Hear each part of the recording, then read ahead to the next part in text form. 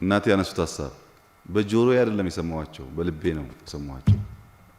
መቼ ይወጣል? ሊወጣ እኮ አይችልም። ሊወጣ የሚችል ሀሳብ አይደለም። ይሄ ዝም ብሎ እዚህ መልስ ተሰጥቶ የሚቀር ነገር አይደለም። እንቅልፍ አያስይዝም። እንደዚህ አይነት ቅን ንግግር በሚኖርበት ሰዓት ቁም ነገር አለው።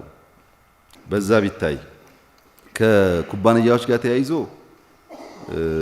ሙከራዎች እንዳሉ አውቃለሁ። እዚህ አዲስ አበባ ብዙዎቹ ከውጊያ በኋላ አብርሃም ሲመጣ መኪናዎቹ ምናምን ወስነን መልሰን ስራ ጀምሮ ነበር። የሚታገዝ ነገር ካለ እናግዛለን።